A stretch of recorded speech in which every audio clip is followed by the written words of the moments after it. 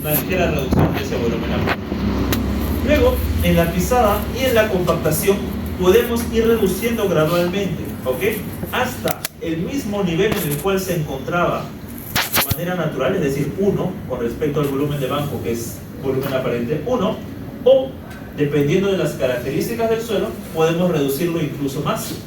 Que lo reduzcamos incluso más significa que el suelo tiene una mayor densidad en función del volumen aparente inicial. ¿Ok? Podemos lograr incluso mayores densidades de las naturales, dependiendo realmente de las características. ¿Estamos bien? ¿Sí? Ahora, en el caso de materiales granulares de mayor tamaño es distinto, porque la explotación no involucra, digamos, utilizar una retroexcavadora, etcétera, etcétera, sino involucra, por ejemplo, una voladura con, digamos, materiales de dinamita, por ejemplo, ¿no? ¿Ok? Entonces, aquí podemos pasar de un volumen en banco, que siempre iniciamos con 1, a un volumen mucho mayor. ¿Por qué? Porque estamos hablando de partículas de mayor tamaño, y si tenemos partículas de mayor tamaño, los espacios vacíos también son mayores entre ellos, ¿ok? Y por tanto, tenemos de un volumen aparente, o pasamos de un volumen aparente de 1 a 2 en este caso, ¿ok? Obviamente depende del tipo de suelo, del tipo de roca, etcétera, pero vamos a colocarlo de manera general, a 2. Luego, el hecho de colocar el material, por ejemplo, en un volquete y transportarlo, hace que se reduzca de 2 a 1.25 o a 1.5. ¿Ok? Luego, para poder realmente utilizar este material, necesitamos triturarlo o machacarlo en función de la granulometría que ya hemos conversado pues, en la unidad anterior. Entonces, ese machaqueo primario y esa trituración hace que pasemos de 1.25 a 1.50, de a 1.30, 1.40 y luego reducirlo realmente a 1.20, a 1. ¿Ok? Entonces, los volúmenes aparentes realmente dependen de las características granulométricas. Una cosa es explotar o excavar en suelo y otra cosa es excavar o explotar en, digamos, un macizo rocoso. Importante, esos volúmenes aparentes, aunque inician en 1, realmente tienen su propio proceso de evolución y su propio punto final en cuestión de ese volumen aparente. ¿Ok? ¿Sí? Ahora, vamos nosotros a evaluar lo siguiente. Ya hemos conversado que tenemos una línea del tiempo, ¿verdad? Entonces, de 0 a 1 tenemos el volumen de banco, que es el suelo en estado natural. ¿Ok? El banco es igual a natural.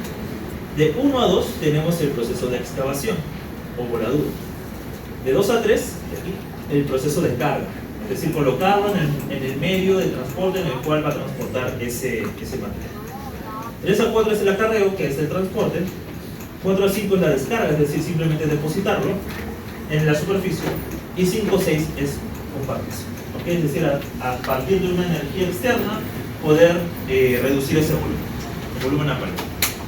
Como habíamos visto, voy a realizar 2 diapositivas, el peso se supone que es constante.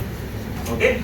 El producto de la densidad aparente por el volumen aparente es constante. ¿Ok? Y esta línea, así lo representa, esta línea de color azul, es constante. Por ejemplo, un valor arbitrario como 2. Digamos que este es un valor arbitrario que realmente contiene unidades en función de lo que realmente estamos conversando aquí. Pero la idea es que puedan entender que este volumen, disculpen, este peso se mantiene constante. ¿Ok? Entonces, en el estado entre 0 y 1, que representa el estado natural, estos 3 valores se mantienen constantes. Aquí está. ¿Ok? En el transcurso de 1 y 2, ¿ok? Lo que vamos a hacer es aumentar el volumen, ¿cierto? Aumentamos el volumen, porque, repito, estamos en la pizarra de la izquierda, se explota, se retira ese material, se retira el esfuerzo que produce la columna superior, o digamos, superior del punto de análisis, y existe un aumento de volumen. Entre 1 y 2, que es excavación o voladura, hay un aumento de volumen. Si aumenta el volumen, disminuye la densidad, ¿verdad? Eso creo que está claro. Luego, en el proceso de carga, puede aumentar aún incluso más el volumen, y se reduce la densidad. ¿Ok? En el proceso de 3 y 4, que es el proceso de transporte, existe un reacomodo de las partículas, por tanto el volumen va a disminuir. Esto hace que la densidad aumente, son inversamente proporcionales. ¿Ok? En el proceso de descarga extendida, en este caso el volumen puede ligeramente aumentar, lo cual hace que disminuya la densidad. Y en el proceso de compactación queda claro que el volumen disminuye y la densidad aumenta. ¿Ok? En este punto es el cual nosotros vamos a terminar evaluando, o sobre lo cual nosotros vamos a dirigir nuestros esfuerzos en esta unidad. ¿Ok? Ahora vamos a hablar de manera separada sobre estos dos procesos, o sobre estos dos momentos: el momento de esponjamiento y el momento de compactación. Vamos a asignarle de manera específica algunos factores que permitan obtener los volúmenes en función de qué proceso nos estamos refiriendo. Pero antes de eso, como he visto que algunos de sus compañeros han entrado, vamos a tomar la resistencia, ¿no? A ver, levante la mano, por favor.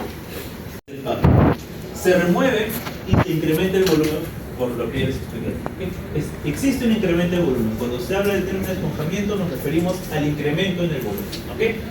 Este hecho ha de ser tomado en cuenta para verificar la producción de excavación y dimensionar los métodos de transporte y de eliminación también. Cuando se hace una calicata, realmente cuando se cotiza la calicata, se debería también cotizar el proceso de eliminación del material excedente. ¿Okay? Cuando uno hace una calicata, extrae el material y debe, digamos, dejarlo en el estado en el que lo encontró en la medida de lo posible. Yo extraigo la calicata, hago mi exploración, mi logueo, defino mi número de capas, extraigo la muestra, la describo, la mando al laboratorio y luego yo devuelvo ese material hacia la calicata, no puedo dejar el hueco. ¿Okay? Entonces devuelvo el material y después, ¿qué va a pasar? Tengo más material en superficie, ¿verdad? No calza exactamente. Entonces necesito simplemente también cotizar ese precio de eliminación del material. Y no es agarrar en la madrugada y dejar posar en la avenida, sino hay un proceso de eliminación en específico para eso. ¿Okay? Entonces, este hecho debe ser tomado en cuenta para verificar la producción y dimensionar adecuadamente los métodos de transporte y de eliminación. Entonces, tenemos el factor de esponjamiento, FW. Ese FW viene de suelo. ¿Okay? Es la relación entre el volumen de banco y el volumen suelo. Entonces, tenemos que el peso se mantiene constante, ya lo habíamos dicho anteriormente, por tanto, la densidad de banco por el volumen del banco es igual a la densidad suelta por el volumen suelto, y esto se mantiene constante. El factor de esponjamiento, ¿okay? F(W) va a ser el volumen de banco entre el volumen suelto, lo que es lo mismo a la relación entre la densidad suelta sobre la densidad de banco. Aquí está, ¿no? B sub B, volumen del suelo en banco, es decir, en estado natural. B sub S, volumen del suelo en estado suelto. Y, por favor, repito, en este tema en específico, B sub S no hay volumen de sólidos, sino es volumen suelto. Todos los sub S son sueltos, ¿ok? D sub B, densidad del suelo en el banco, es decir, en el estado natural. D sub S, densidad del suelo sólido. ¿Ok? O el suelo en estado suelto. Podemos determinar otra relación interesante. Realmente no usamos tanto el factor de esponjamiento, sino lo que más utilizamos es el porcentaje de esponjamiento, es decir, cuánto aumenta en función de determinado nivel de referencia, determinado volumen de referencia. ¿Okay? Entonces, en este caso, el porcentaje de esponjamiento, ¿okay? S sub W, ¿okay? Ese es el que vamos a utilizar más, S sub W es el incremento de volumen que experimenta el suelo. ¿Okay? ¿Cuál es el incremento del volumen si yo realmente paso de un estado de banco a un estado suelto? Es B sub S menos B sub B, ¿verdad? Ese es el incremento de volumen. El incremento de volumen es este. Yo paso de un estado natural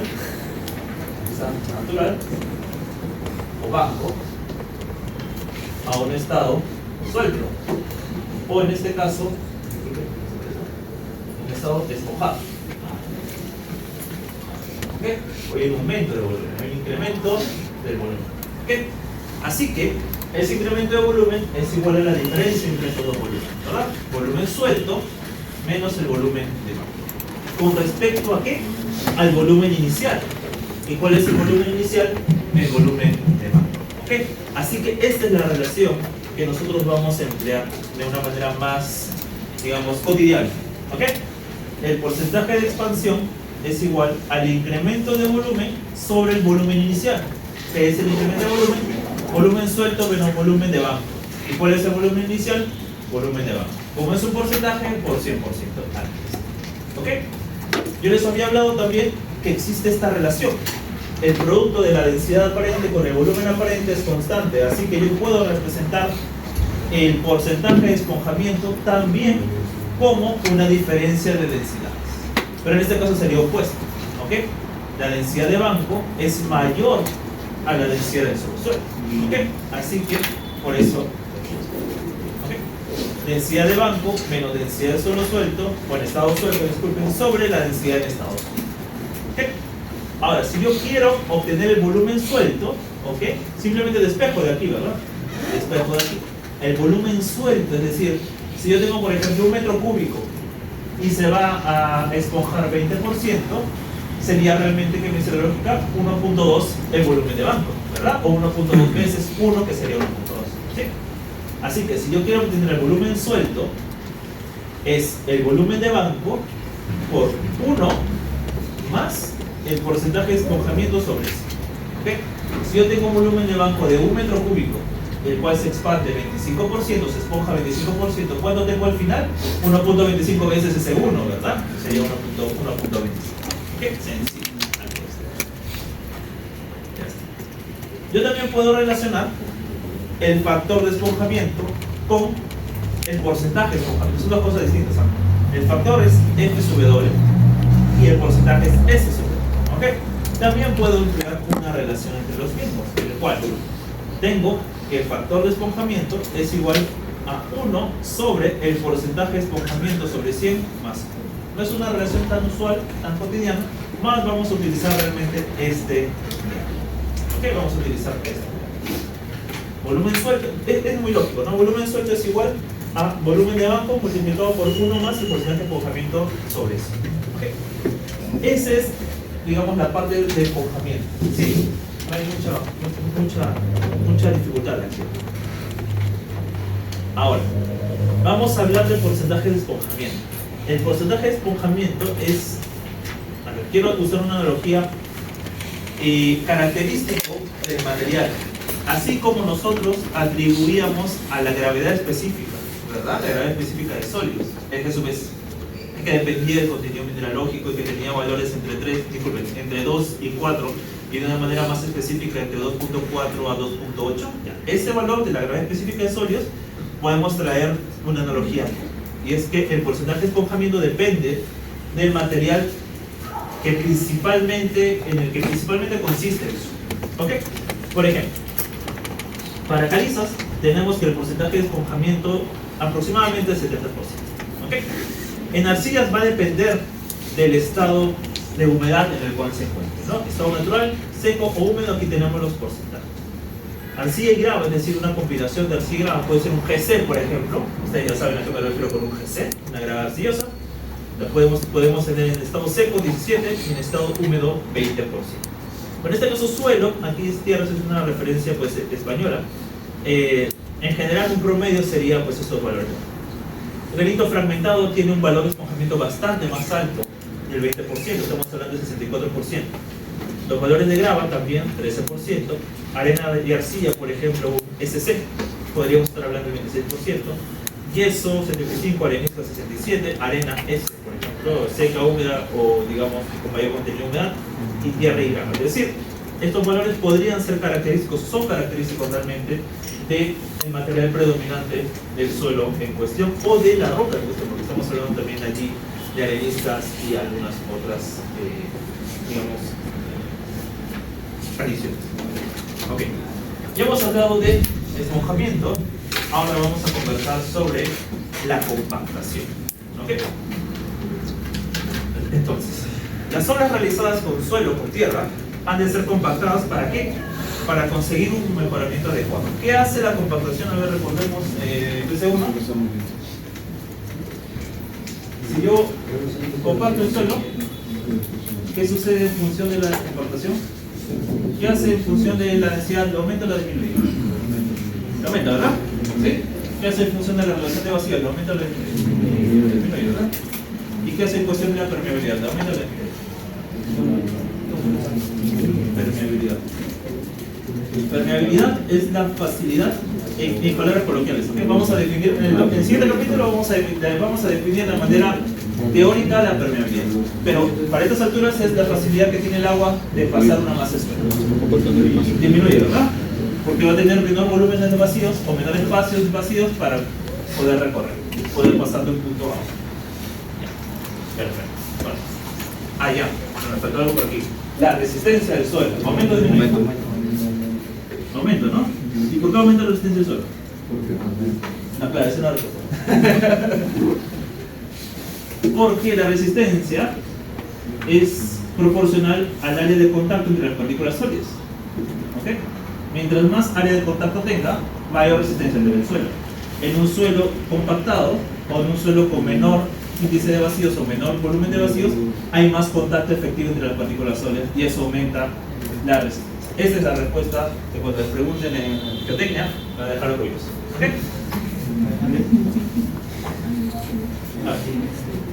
Ya. La compactación ocasiona una reducción de volumen que debe tenerse en cuenta para calcular la cantidad necesaria de suelo para una. Existe, así como nosotros definimos un factor de esponjamiento, hay un factor de compactación. En este caso es un F sub C, ¿ok? Que es definida como la relación entre el volumen del suelo en banco y el volumen una vez compactado. El factor de compactación es la relación entre el volumen de banco y el volumen compactado. Este es la definición. Volumen de banco entre el volumen compactado. Como son inversamente proporcionales, volumen aparente y densidad aparente, pues yo puedo definir también el factor de compactación como la inversa en este caso, pero en densidades aparentes, es decir, la densidad de campo sobre la densidad de vacío. B, repito, lo repito varias veces para que se nos pueda quedar. B, el sub B significa volumen de banco, el sub C significa compactado y el E creo que eso queda. Tan al igual como definimos nosotros digamos el porcentaje de esponjamiento, también vamos a definir el porcentaje de compactación. En ese caso, el porcentaje de compactación depende de lo siguiente. Todo con respecto al volumen de banco, ¿ok? Volumen de banco, vamos a pasar por un proceso de compactación, ¿verdad? ¿Qué sucede aquí? En este dispositivo. Ajá. ¿En este qué cosa es? Negativo, ¿verdad? Disminuye el volumen, ¿ok? Así que el delta de volumen va a ser igual, en este caso voy a colocarlo de color rojo. Delta de volumen es igual en positivo, ¿ok? Volumen de banco menos el volumen compactado, porque aquí vamos de mayor a menor, en este caso vamos de menor a mayor, ¿verdad? ¿Sí? El volumen compactado en función del volumen de banco es menor, ¿ok? Por tanto, el delta de volumen, el numerador, es el numerador que está aquí, es la diferencia, ¿ok? Entre el volumen de banco y el volumen compactado, ¿ok? Esto en función del volumen de banco, ¿sí? Por eso, vamos a poner acá. El porcentaje de compactación va a ser igual al volumen suelto menos el volumen de banco. Voy repitiendo las diapositivas tras anteriores, ¿no? Volumen de banco, ¿verdad? En el caso del porcentaje de compactación es el volumen de banco menos el volumen compactado también sobre el volumen de banco. Esa es la definición, ¿sí? Esa es la definición. Repito, el porcentaje de compactación está en función de la diferencia entre el volumen de banco y el volumen compactado. Al ser el primero mayor, pues lo colocamos sobre el volumen de banco por 100%. Como los volúmenes aparentes y las densidades aparentes son inversamente proporcionales, yo también podría hacer la definición a partir de las densidades aparentes. Dada que la densidad del material compactado es mayor que la densidad del material en banco o en material natural o en estado natural, pues sería la densidad compactada menos la densidad de banco sobre la densidad compactada por sí. ¿Ok? Yo puedo despejar el volumen de banco aquí, vean, puedo despejar el volumen de banco en función del volumen compactado y el porcentaje de compactación. Queda el volumen de banco es igual a 1 sobre 1 menos el porcentaje de compactación sobre 100, ¿ok? Por volumen compactado. Lo cual también puedo hacer lo siguiente, puedo pasar a multiplicar el volumen de banco por 1 menos el porcentaje de compactación sobre 100 es igual al volumen compactado. ¿Qué quiero decir con esto? Si mi porcentaje de compactación es 8%, por ejemplo, el suelo en estado compactado es 92% del volumen de banco. ¿Queda claro? Porque es 8, 1 menos 0.08, 0.92. Ese 0.92 pasa a multiplicar. El volumen compactado es 0.92 veces el volumen de banco. ¿Está bien? Eso quiero que quede claro. ¿Está bien? Vamos a hacerlo así. El porcentaje de compactación es 8%, por ejemplo. Es donde está el punto relacional. Volumen compactado es igual 1 menos 100, volumen de banco. ¿Qué quiere decir? Que el volumen compactado es igual a 1 menos 0.08, ¿verdad? Por volumen de banco. Es igual a 0.92 veces el volumen de banco. ¿Sí? ¿Quedó claro? ¿Ya? Y con eso pues vamos a trabajar. Podríamos también trabajar con la densidad aparente, la densidad de banco, sería 1 menos el porcentaje de compactación sobre 100 por la densidad compactada. También podemos hacer una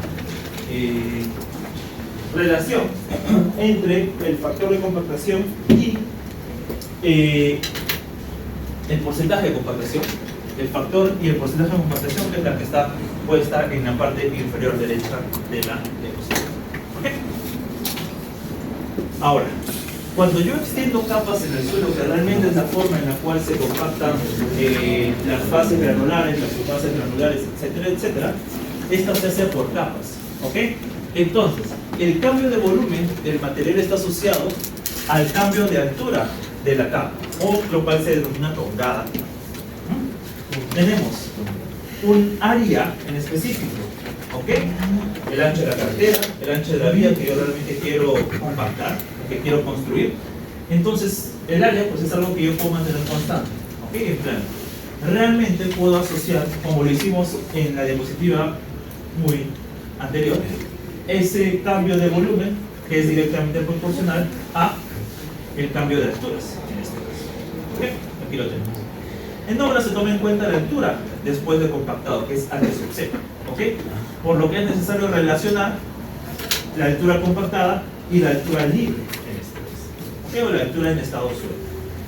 Podemos definir un porcentaje de disminución de espesor, como la relación entre la diferencia del espesor producida por la compactación y el espesor inicial. Es decir, pasamos de un espesor libre, podríamos llamarlo, o un espesor en estado natural, a un espesor compactado. ¿A partir de qué proceso? Del proceso de compactación. Por tanto, el porcentaje de expansión, en este caso sería el porcentaje de disminución de espesor, no es expansión porque es SW, no es expansión. Sería el porcentaje de disminución de espesor, sería la diferencia de los espesores, libre y compactado, sobre el espesor en estado libre, o el estado inicial, que es por 100%. ¿Ok? Ahora sí, vamos a hacer un ejercicio.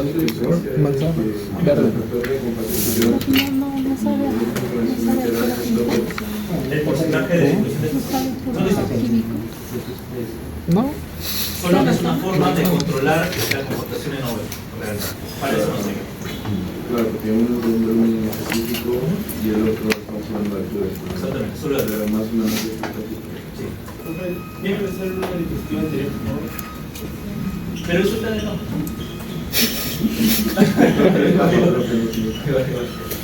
¿Sí lo he puesto, no? Sí,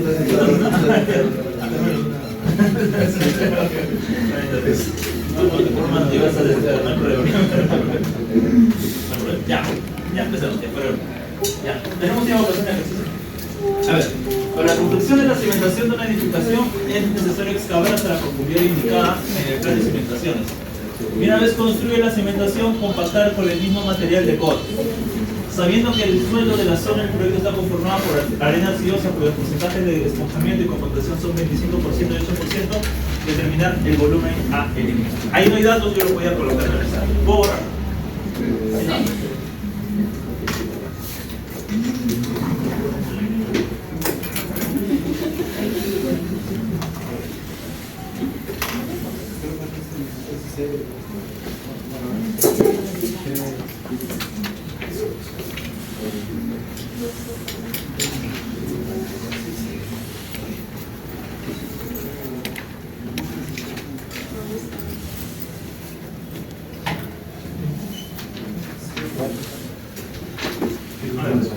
Yo tengo una zapata, ¿ok?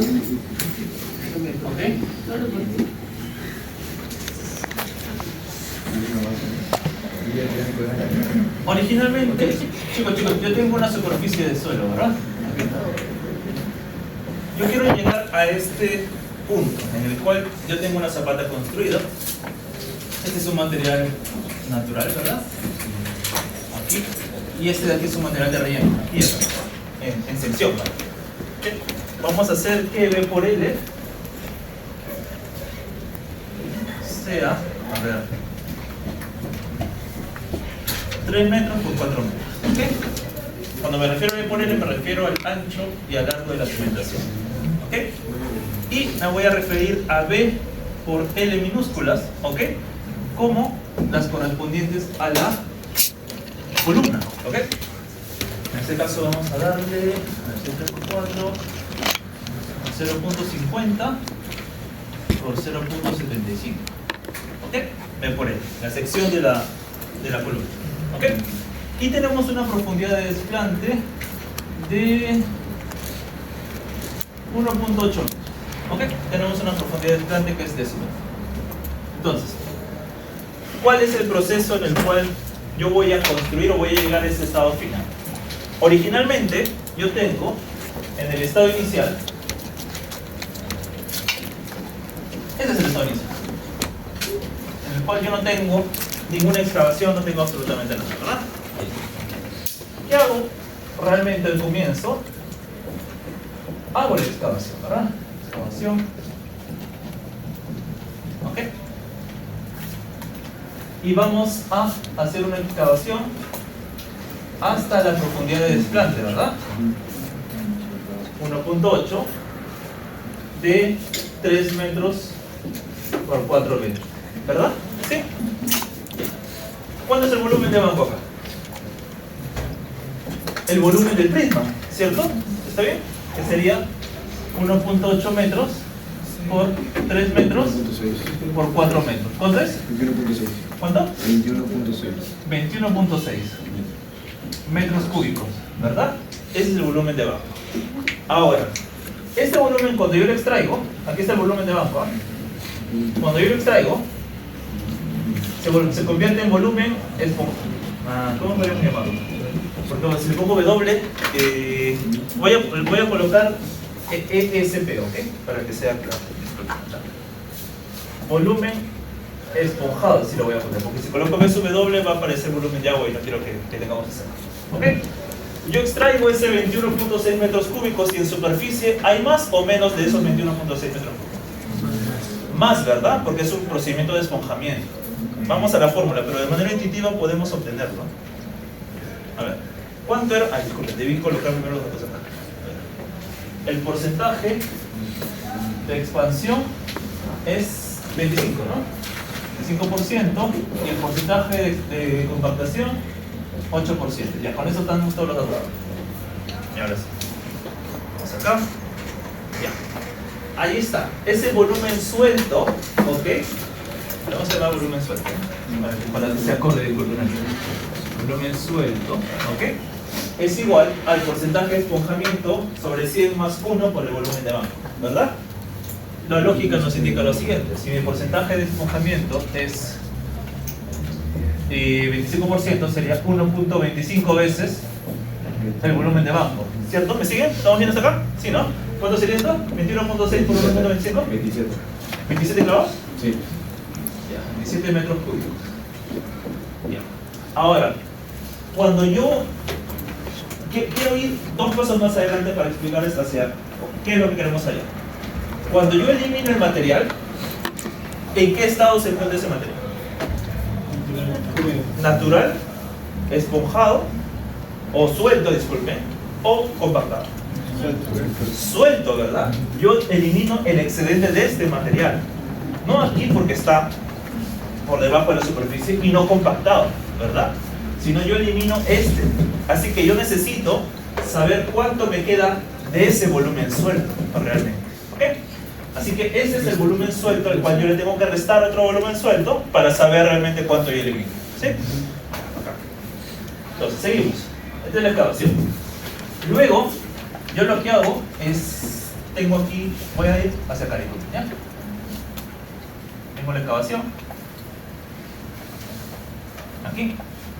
Y luego voy a armar la zapata. ¿Está bien? Fierro acero, ustedes van a aprender todo eso en su curso de diseño. ¿Está? Aquí.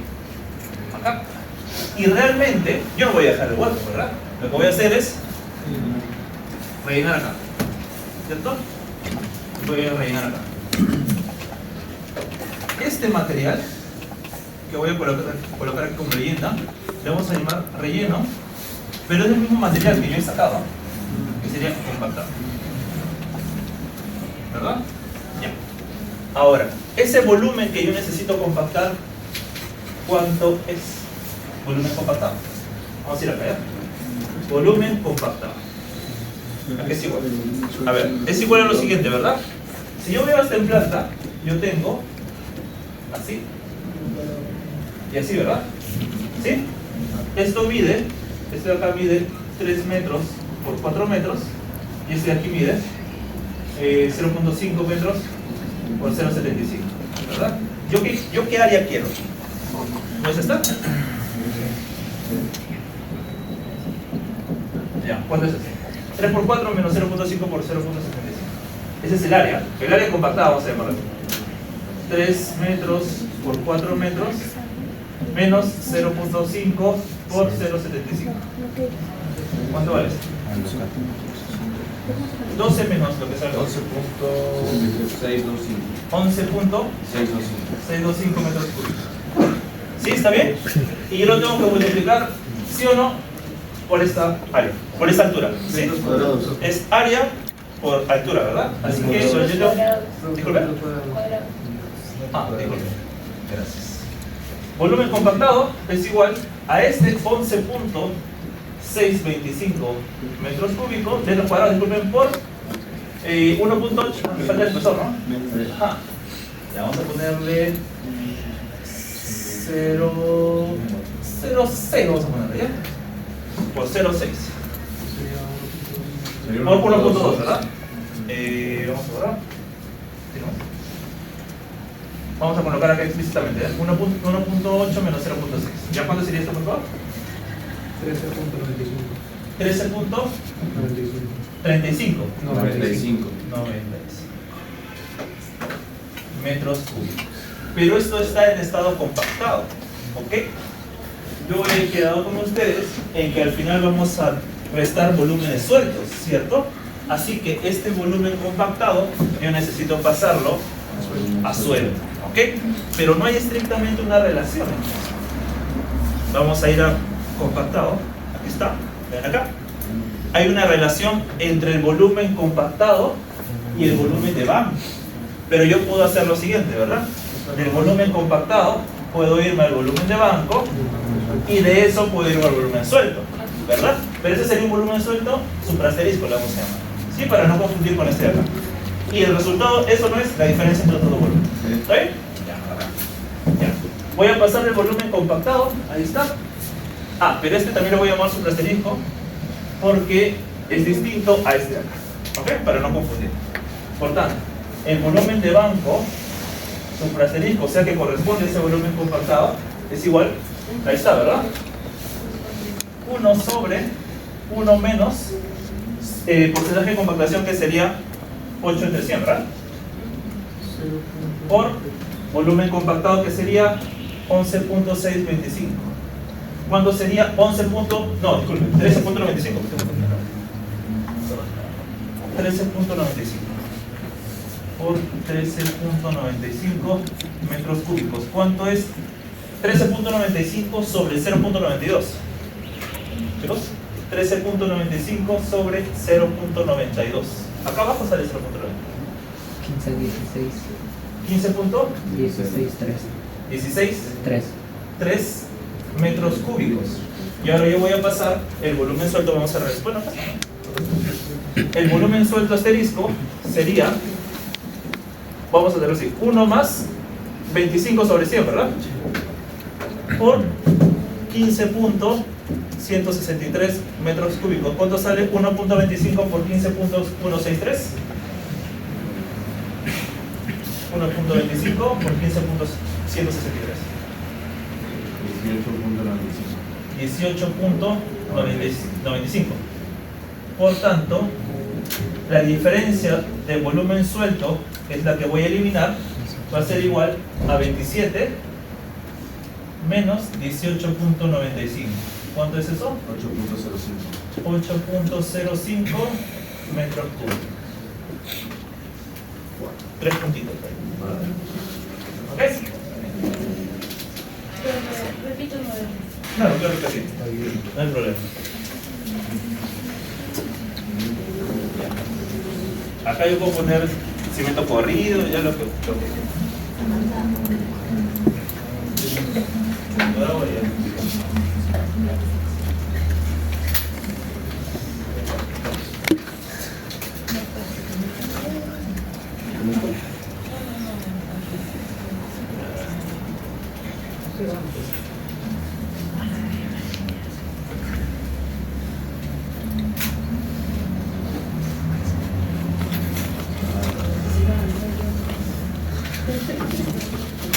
Ya, ok, voy a repetir, ¿sí?